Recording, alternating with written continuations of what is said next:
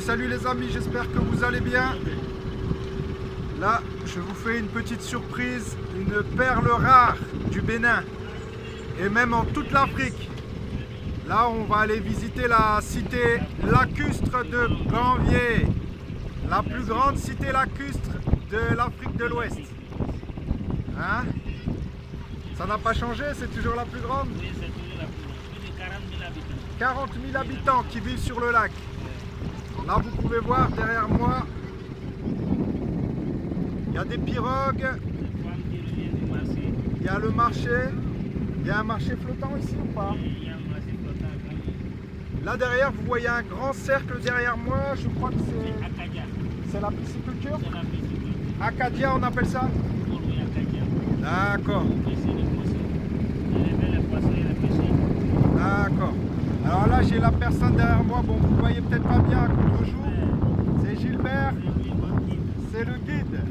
Le guide spécial pour la communauté.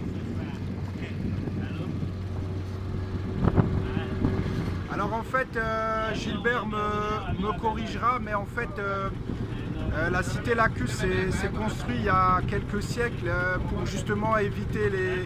C'est des gens qui ont fui les guerres et les razzias, hein, c'est ça? Oui, c'est ça. Donc Ils ont fui l'esclavage. ils ont fui l'esclavage, ils ont fui les razzias, donc ils sont partis se réfugier sur le lac. Et ici c'est le lac Gambier, c'est ça? Lac Nokwe. Lac Nokwe. Et pour éviter justement les razzias, les guerres, ils sont venus se réfugier ici et finalement ben, ils se sont installés durablement. Et moi j'étais venu ici il y a... Ah ben c'est dommage, je viens de louper ce que j'allais vous dire. J'étais venu il y a une dizaine d'années et ici c'est extraordinaire, il y a des enfants de 8 ans, 7-8 ans, ils sont en train de manier la barque comme si c'était même 5 ans même. Ils savent déjà nager. Je ne voulais pas exagérer, mais même 5 ans qui nagent et qui manient les barques. Et ils sont, voilà, ils lancent les filets, ils sont vraiment extraordinaires. Moi à l'époque j'étais vraiment surpris par tout ça. Le degré d'habilité, même plus jeune, ils apprennent très jeunes. Hein. Donc là ça va prendre, la vidéo sera un petit peu longue parce que faut le temps qu'on arrive jusqu'au village. Je vais décrocher le téléphone, je le remettrai après sur la canne pour vous montrer un peu le... Alors est-ce que je vais réussir à retourner l'écran? Eh bien non.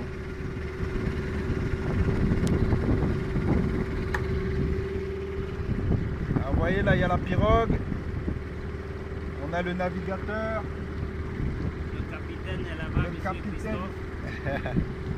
Et le guide, monsieur Gilbert. et le guide monsieur Gilbert et ma cousine qui reste silencieuse derrière.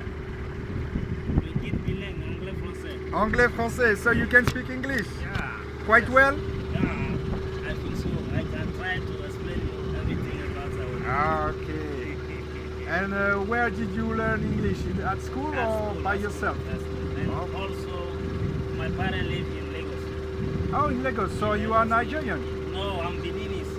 My parents are fishermen in Lagos. Oh, okay, okay. In holidays time, I went to see them every year. Okay. And, In fact, Africa, West Africa, it's like a big country. Yeah, Like yeah. one country, Togo, Benin, Nigeria, all the same Ghana, culture. Ghana,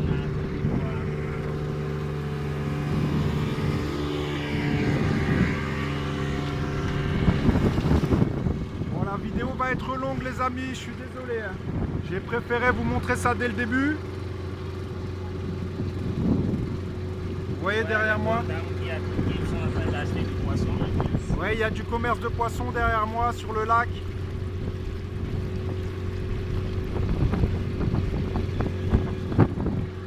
Ils vivent essentiellement de la pêche ici, c'est On ça? appelle essentiellement de la pêche. Oui, oui, forcément. Quand on vit sur l'eau en même temps, L'activité principale, c'est la pêche.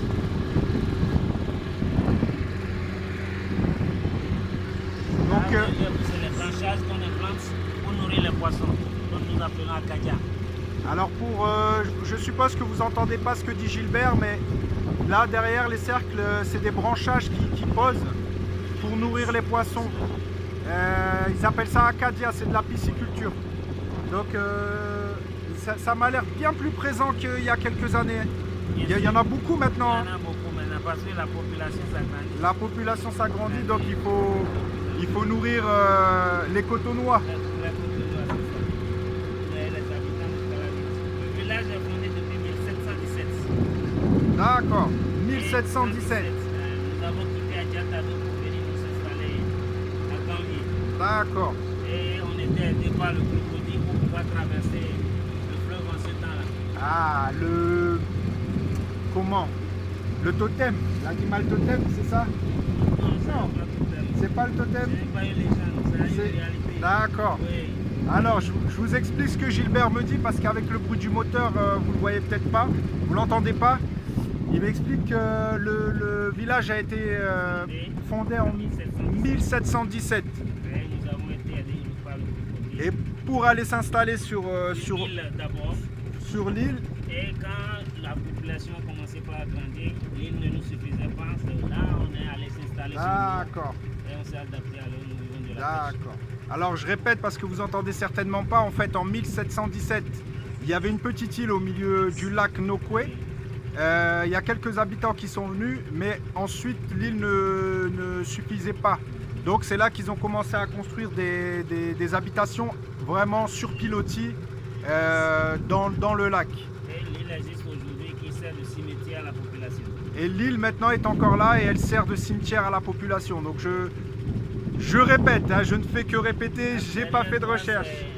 C'est une case, une cabane pour les pêcheurs. Quand ils sont fatigués, ils viennent se reposer. D'accord, un petit refuge pour les pêcheurs quand ils sont fatigués, là ce que vous avez vu derrière. Ouais, Ils viennent se reposer. Je sais pas si vous voyez, bon j'espère que je vais pas faire tomber le téléphone dans l'eau.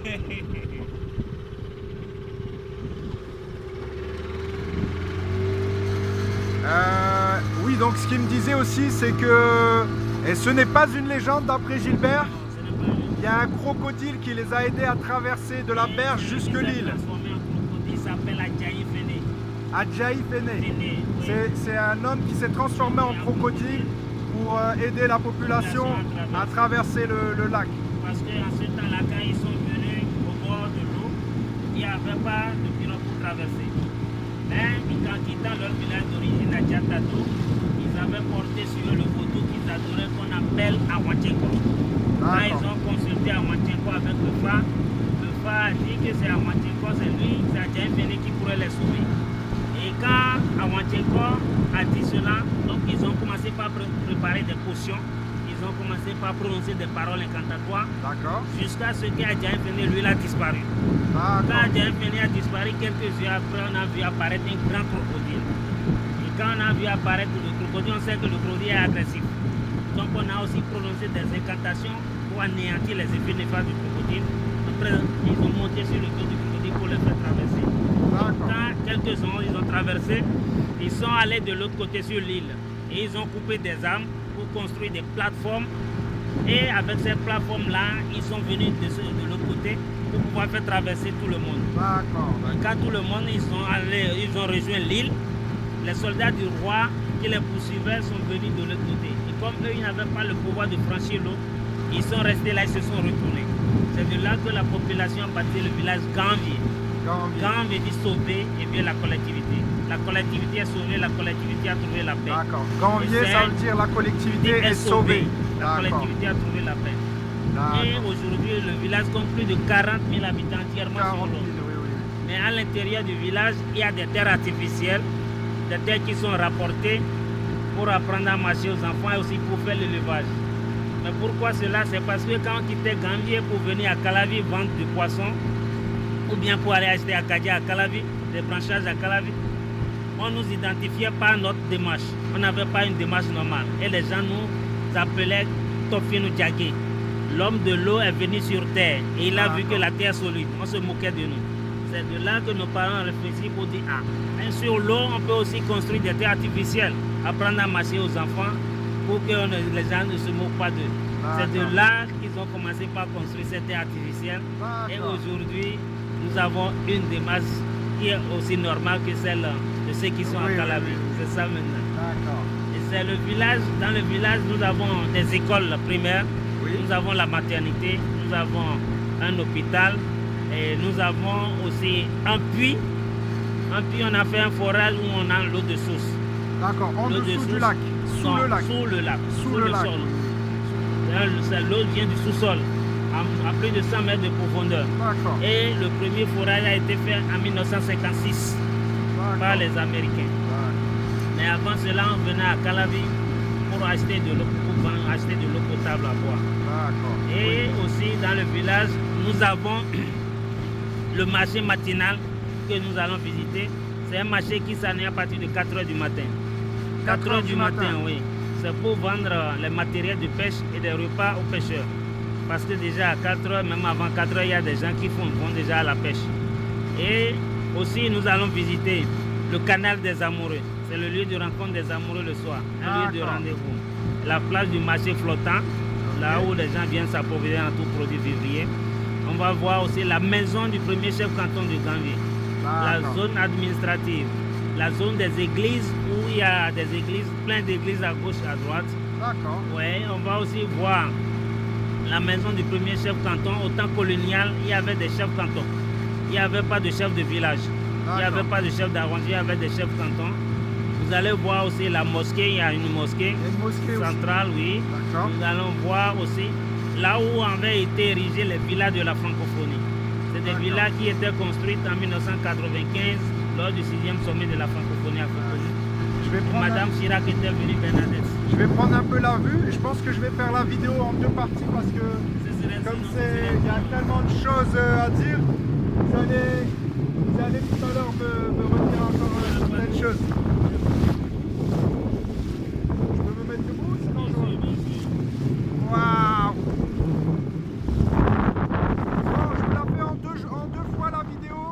Il y aura une partie 1, une partie 2 parce que là, pour moi, c'est assez long pour arriver au village et je peux pas vous montrer que la moitié, c'est pas possible. Donc j'espère que vous avez entendu les explications de Gilbert qui nous expliquait un peu la création de Ganvier, comment ça s'est passé